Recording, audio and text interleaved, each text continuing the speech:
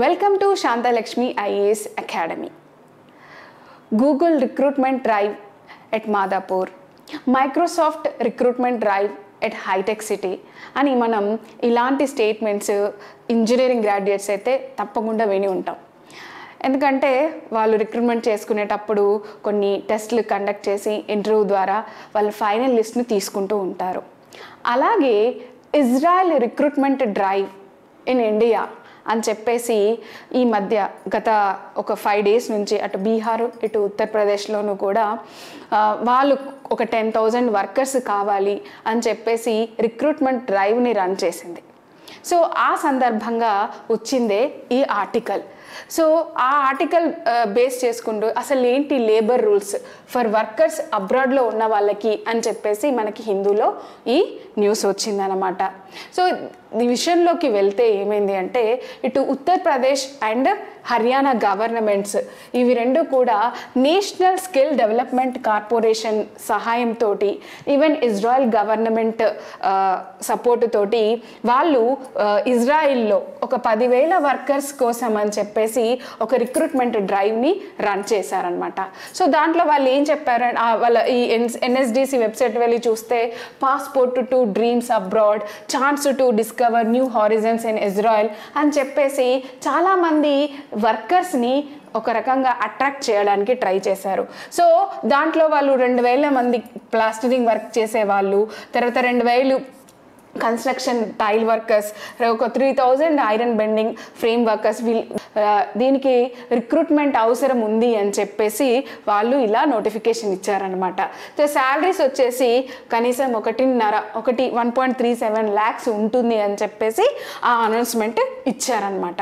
So దాంతో మీరు చూడండి, ఈవెన్ చాలామంది అసలు ఇజ్రాయెల్లో వర్క్ చేయడానికి నిజంగా వీళ్ళు ఇలా ఇవ్వగానే జనాలు ఇంట్రెస్ట్ చూపిస్తారా అని అంటే ఎస్, అయినా సరే మాకు అక్కడ ప్రాబ్లం అక్కడ ఎక్కువ శాలరీస్ వస్తుంది అన్న ఆశతోటి చాలామంది ఈ రిక్రూట్మెంట్ డ్రైవ్కి అప్లికేషన్స్ తీసుకొని వెళ్ళి మరి సబ్మిషన్ చేసిన వాళ్ళు ఉన్నారు. సో మరి ఈ డీటెయిల్స్లోకి వెళ్తే అసలు అలా చేయడం వల్ల ఎవరు ఏమి అనలేదా అంటే అన్నారు. ట్రేడ్ యూనియన్స్ ఒకటే చెప్పారు. ఏమని అంటున్నారంటే అసలు మన ఇండియా ఒక ఎథిక్స్ ఎలా ఉంటాయంటే మన వాళ్ళు ఇక్కడ కాన్ఫ్లిక్ట్ జోన్లో ఉంటుంటే వాళ్ళని అక్కడి నుంచి ప్రొటెక్ట్ చేసుకొని తీసుకురావడానికి మనమే ఆపరేషన్ కావేరి ఆపరేషన్ అని ఏవేవో పేర్లు చెప్పి వాళ్ళని సేఫ్గా మళ్ళీ మనం ఇండియాకి తీసుకొస్తున్నాం. అలాంటిది మనం ఇప్పుడు అన్ఎంప్లాయ్మెంట్ ఉంటే ఆ ఎంప్లాయ్మెంట్ని మన ఇండియాలో జనరేట్ చేసుకోకుండా ఎక్కడో కాన్ఫ్లిక్ట్ వార్ జోన్లోకి ఎంప్లాయ్మెంట్ ఆపర్చునిటీస్ని ఆశ చూపించి వర్కర్స్ని అక్కడ ఒక కాన్ఫ్లిక్ట్ ఒక వార్ జోన్లకి పంపించడం అనేది కరెక్ట్ కాదని చెప్పేసి ట్రేడ్ యూనియన్స్ అపోజ్ చేస్తున్నాయి. సో అందుకే మేము ఇమిగ్రేషన్ రూల్స్ ప్రకారంగా ఇది అగెయిన్స్ట్గా అని చెప్పేసి మేము లీగల్ యాక్షన్ తీసుకుంటామని కూడా ట్రేడ్ యూనియన్స్ అంటున్నాయి. మరి నిజంగానే ఈ మైగ్రేషన్కి సంబంధించినటువంటి రూల్స్ ఏం చెప్తున్నాయి, ఇలా కాన్ఫ్లిక్ట్ జోన్లోకి అలా వర్కర్స్ వెళ్తామంటే వెళ్ళవచ్చా ఏంటి అనేది కనుక మన డీటెయిల్స్లోకి వెళ్తే జనరల్గా మనకి కొన్ని కంట్రీస్ అంటే ఇక్కడ నుంచి వేరే కంట్రీస్కి మనం ఇమిగ్రేట్ అవ్వాలనుకున్న వాళ్ళు కొంత వర్కర్స్ అక్కడ లేబర్ ప్రొటెక్షన్ సేఫ్టీ ఉన్న కంట్రీస్ అయితే వాటికంటూ స్పెసిఫిక్గా మన ఇమిగ్రేషన్ యాక్ట్ 1983లో అంత స్పెసిఫిక్గా ఏం లేదు. కానీ మనకి ఇక్కడ ఎప్పుడైతే ఒక కంట్రీకి మనం వెళ్ళాలి వర్క్ చేయాలనుకుంటున్నప్పుడు ఆ కంట్రీలో సఫిషియంట్ లేబర్ ప్రొటెక్షన్స్ లేకపోతే under Ministry of external affairs ప్రకారంగా వీళ్ళు ఈ మైగ్రేట్ అనే ఒక పోర్టల్లో రిజిస్ట్రేషన్ చేసుకోవాలి. చేసుకుంటే ఏం జరుగుతుంది అంటే అసలు ఈ మైగ్రేట్ పోర్టల్లో మనకి ఒక ECR అంటే ఇమిగ్రేషన్ చెక్ రిక్వైర్డ్ అని ఒక ఈ పాస్పోర్ట్లో మనం వాళ్ళు ఈ అప్రూవల్ తీసుకోవాలన్నమాట. దీంట్లో ఈ ప్రకారంగా మనకి 18 కంట్రీస్ ఉన్నాయండి.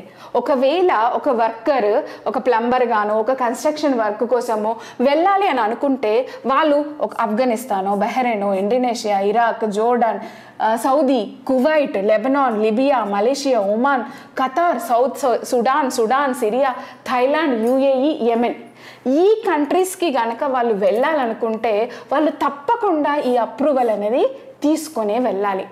ఎందుకంటే ఈ కంట్రీస్లో అక్కడ labour protections sufficient labour protection safety అనేది లేదని మన గవర్నమెంట్ గుర్తించి ఒకవేళ మీరు అక్కడికి వెళ్ళాలనుకుంటే మీరు ఈ ఈసీఆర్ ఫామ్ తీసుకొని వెళ్ళాలి. సో డీటెయిల్గా మనం కనుక ఇక్కడ వెళ్తే ఈ ఇమిగ్రేషన్ యాక్ట్ ఏం చేస్తుంది అంటే skilled, semi skilled and unskilled workers ఎవరైనా సరే వెళ్ళాలనుకున్నప్పుడు వాళ్ళని రెగ్యులేట్ చేస్తుంది అనమాట. ఎందుకు అంటే వీళ్ళు ఈ ఈసీఆర్ పొందిన తర్వాత వీళ్ళకి అక్కడ ఏమైనా ప్రాబ్లం వస్తే ఓకేనా, సో పీఓఈస్ అంటే ప్రొటెక్టర్స్ ఆఫ్ ఇమిగ్రెంట్స్ అనే వాళ్ళ నుంచి అంటే వాళ్ళకి ఎప్పుడైనా ప్రాబ్లం వచ్చినప్పుడు వీళ్ళని హెల్ప్ చేయడానికి వీళ్ళు ఉంటారనమాట. సో ఈ కంట్రీస్లో ఆ ప్రాబ్లం ఉందని గుర్తించారు కాబట్టి వీళ్ళు ఆ కంట్రీస్కి వెళ్ళేటప్పుడు ఇది తప్పకుండా తీసుకోవాలి. సో తీసుకున్నప్పుడు వాళ్ళకి ఈ ప్రొటెక్షన్ ఆఫ్ ఇమిగ్రెంట్స్ అనేది తప్పకుండా దొరుకుతుందన్నమాట. అయితే ఇక్కడ మన గవర్నమెంట్ ఏం చెప్తుంది అంటే ఇజ్రాయెల్ అనేది వార్ జోన్ అంటే కాన్ఫ్లిక్ట్ మనకు తెలుసు కదండి. ఇజ్రాయెల్ పాలస్తీన్ గత 100 days పైనే దాటిపోయింది, 3 నెలలు పైనే ఆ వార్ జోన్లోనే ఉండింది. బట్ అయినప్పటికీ కూడా అక్కడికి మన వర్కర్స్ని పంపించడం అనేది సేఫా కాదా అని అంటుంటే వీళ్ళు ఒకటే మాట ఏం చెప్తున్నారు అంటే బేసికల్గా ఈ ఇజ్రాయిల్ అనేది ఓకేనా, ఇజ్రాయిల్ అనేది ఇక్కడ మనకి ఆల్రెడీ వార్ జోన్లో ఉన్నప్పటికీ కూడా ఇండియా కంటే ఎక్కువగా ఇజ్రాయెల్లో లేబర్ స్టాండర్డ్స్ చాలా రోబస్టిక్గా ఉన్నాయి అని చెప్తున్నారు. ఎందుకు అంటే ఇజ్రాయిల్ అనేది OECD కంట్రీ అంటే మెంబర్ కంట్రీ. OECD అంటే organisation for economic cooperation and development, ఒక ఆర్గనైజేషన్ అనమాట, ఇంటర్నేషనల్ ఆర్గనైజేషన్. సో ఈ ఇంటర్నేషనల్ ఆర్గనైజేషన్లో ఇప్పుడు ప్రజెంట్ ఒక 38 కంట్రీస్ ఉన్నాయండి. సో ఈ OECD మెంబర్స్ యొక్క మెయిన్ ఇంటెన్షన్ ఏంటంటే to build better policies for better lives అన్నమాట. సో ఇందులో ఉన్న కంట్రీస్ అందరి యొక్క మెయిన్ ఇంటెన్షన్ ఏంటంటే ఇక్కడ విత్ గవర్నమెంట్, పాలసీ మేకర్, సిటిజన్స్తో కలిసి వాళ్ళు ఒక ఇంటర్నేషనల్ స్టాండర్డ్ సెట్టింగ్ తోటి కొన్ని పాలసీస్ తీసుకొస్తారు. ఆ పాలసీస్ ఫర్ బెటర్ లైఫ్స్ అనమాట, అది వాళ్ళ యొక్క మెయిన్ గోల్. సో దానివల్ల వాళ్ళు ప్రాస్పరిటీని, ఈక్వాలిటీని, ఆపర్చునిటీ అందరికీ సమానంగా వచ్చేలా చూస్తారు. సో ఇందులో భాగంగా ఇజ్రాయెల్ కూడా ఒక కంట్రీ. అంటే వీళ్ళు ఇలా బెటర్ పాలసీస్ ఉండాలి అని కండిషన్ పెట్టుకున్నటువంటి ఆర్గనైజేషన్లో ఉన్న ఇజ్రాయెల్లో ఈ లేబర్ స్టాండర్డ్స్కి చాలా ప్రాబ్లం ఏం లేదు. అక్కడ లేబర్స్ రైట్స్కి, మైగ్రెంట్ రైట్స్కి ఎలాంటి ప్రాబ్లం లేదు, వాళ్ళకి కావాల్సినటువంటి ప్రొటెక్షన్ తప్పకుండా దొరుకుతుంది అని గవర్నమెంట్ చెప్తుంది. ఇంకా చెప్పాలంటే అసలు ఇంటర్నేషనల్ లేబర్ ఆర్గనైజేషన్ మనకి ILO కొన్ని కన్వెన్షన్స్ కూడా ఉన్నాయండి మైగ్రెంట్స్కి సంబంధించి. అది the migration for employment convention, ఇది ఇంటర్నేషనల్ కన్వెన్షన్ నంబర్ 97. ఇంకొకటి migrant workers supplementary provisions convention 1975 143. So ఈ 2 కన్వెన్షన్స్ ఇవి ఏమవుతాయంటే ILO ప్రకారంగా ఇవి మైగ్రెంట్ వర్కర్స్ కోసం ప్రొటెక్షన్ కోసం వచ్చినటువంటి కన్వెన్షన్స్. ఈ రెండిట్లకి కూడా మనం ఇండియా అసలు ఎప్పుడు ఏ కన్వెన్షన్ని మనం రాటిఫై చెయ్యలేదండి. కానీ ఇజ్రాయెల్ మాత్రం ఈ 1949 కన్వెన్షన్ని మాత్రం రాటిఫై చేసింది. అంటే ఈ కన్వెన్షన్ ప్రకారంగా వీళ్ళ కంట్రీలో ఎవరైనా ఇమిగ్రేషన్ కానీ అంటే వలస వెళ్ళే వాళ్ళు, వలస వచ్చే వాళ్ళ విషయంలో వీళ్ళు కనుక ఏమైనా తప్పుడు సమాచారం ఇచ్చి వాళ్ళని కనుక మిస్లీడ్ చేస్తే వాళ్ళకు ఎగెయినెస్ట్గా యాక్షన్ తీసుకునాల్సిన బాధ్యత ఈ ఇజ్రాయెల్ గవర్నమెంట్ మీద ఉంటుంది. సో అది ఈ కన్వెన్షన్ అనేది చెప్తుంది.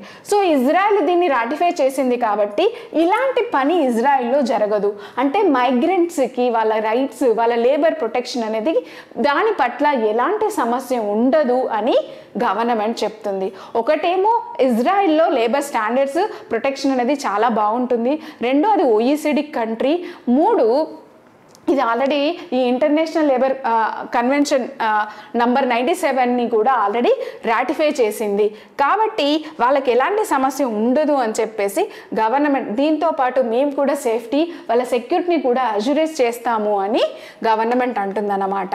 మరి సో నిజంగా ఇజ్రాయెల్లో ఇష్యూ ఎలా ఉంది అంటే ఆల్రెడీ 100 days అయినా ఇంకా వార్ వెళ్తూనే ఉంది, సిరియా మీద అటాక్ చేస్తుంది, చిలికి చిలికి గాలి వానేనట్టు ఒక్క చిన్న ఇజ్రాయెల్ పాలస్తీనా అని ఆ ఇష్యూ, హామాస్ ఇజ్రాయెల్ మీద దాడి చేయడం, దాని తర్వాత వీళ్ళు దాని మీద దాడి చేయడం, ఆ తర్వాత తెలియకుండానే ఇరాన్ ప్రాక్సీస్ వాళ్ళంతా కూడా ఇటు స్టేట్ నాన్ స్టేట్ యాక్టర్స్ అందరూ ఇన్వాల్వ్ అయిపోయి ఇప్పుడు ఈ వార్ కాస్త రీజనల్ క్రైసిస్లోకి దారి తీస్తుంది.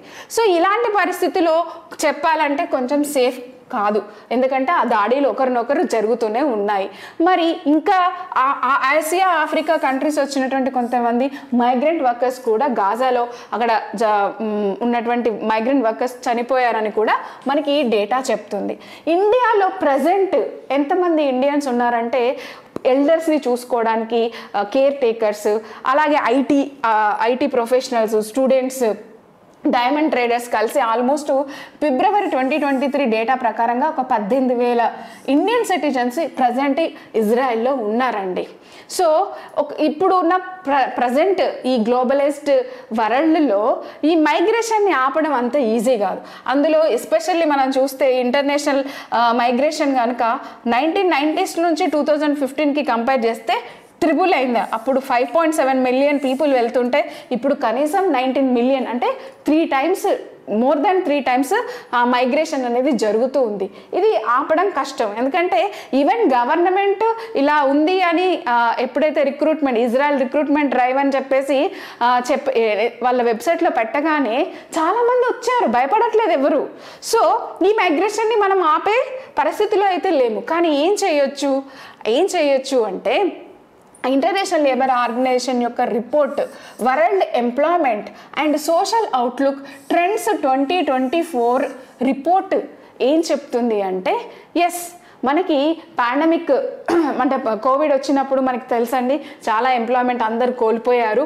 అలాంటి టైం నుంచి ఇప్పుడు మనము కాస్త జాబ్లెస్నెస్ అనేది తగ్గింది, కానీ గ్లోబల్ వార్ అనేది జరుగుతుంది కదా, గ్లోబల్ ట్రేడ్ ఇంపాక్ట్ అనేది జరుగుతుంది కదా.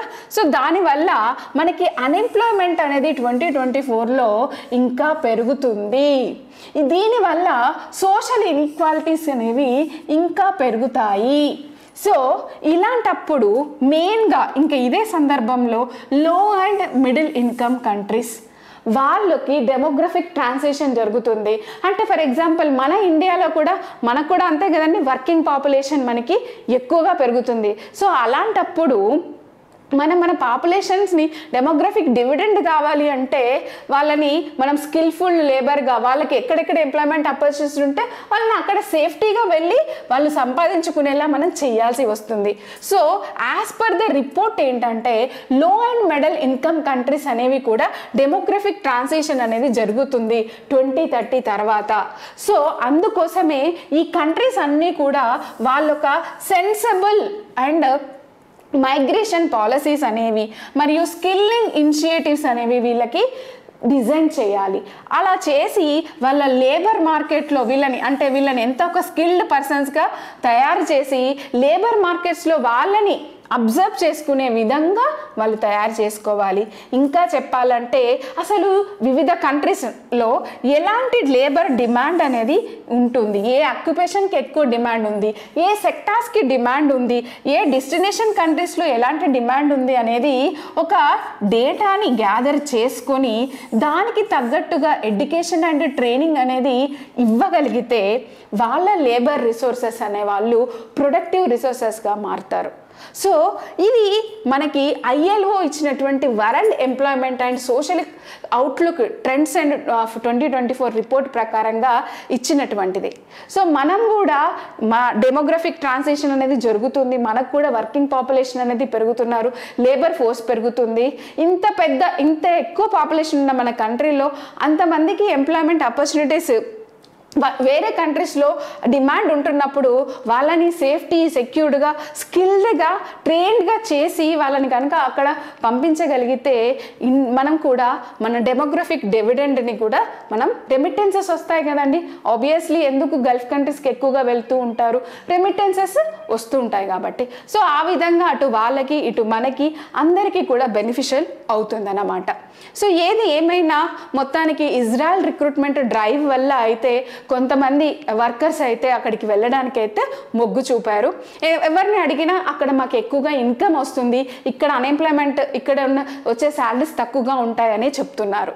మరి మనకి అంతకుముందు ఇప్పటి వరకు కూడా ప్రాపర్ మైగ్రేషన్ పాలసీ అనేది లేదా అంటే, సో 2019లోనే parliament standing committee on external affairs చెప్పింది అనమాట సెంటర్కి, మనకు ఒక మైగ్రేషన్ పాలసీ తీసుకురావాలి. దాంట్లో అప్పుడు ఒక దీని ప్యానల్కి హెడ్గా శశి థరూర్ గారు ఉన్నప్పుడు వాళ్ళు కనుక్కున్న విషయం ఏంటంటే, మన దగ్గర ఇన్అడిక్వేట్ డేటా అనేది ఉంది, ప్రాపర్గా కావాల్సినటువంటి డేటా వాళ్ళ వెల్ఫేర్కి సంబంధించి ప్రాపర్ ఇన్ఫ్రాస్ట్రక్చర్ అనేది లేదు అని ఆయన చెప్పారు. సో ఏది ఏమైనా నీడ్ ఆఫ్ ద హవర్ ఏంటంటే, ఫ్యూచర్లో మనకు కూడా ఇవన్నీ అవసరం వస్తాయి కాబట్టి మనం వీళ్ళ సేఫ్టీ సెక్యూరిటీ పరంగా ఒక ప్రాపర్గా మైగ్రేషన్ పాలసీ తీసుకొస్తే మంచిది.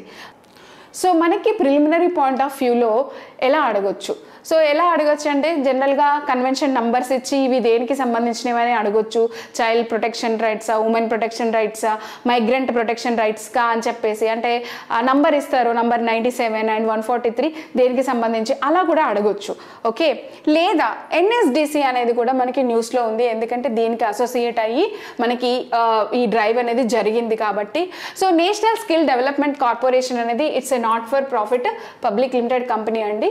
ఇది under section 8 updated Companies Act 2013 కిందికి వస్తుంది. ఇది సెట్ చేసింది అండర్ మినిస్ట్రీ ఆఫ్ ఫైనాన్స్ అండి, సెటప్ బై.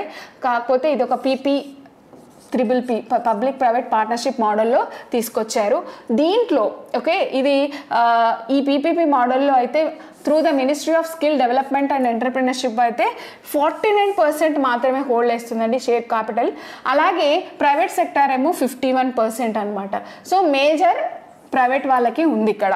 అయితే the main aim of this NSDC ఏంటంటే to promote the skill development. ఎలా అంటే through the creation of large and quality and for profit vocational institutions. వీళ్ళు ట్రైనింగ్ చేయరండి, vocational ఇన్స్టిట్యూషన్స్ని వీళ్ళు promote చేస్తారు.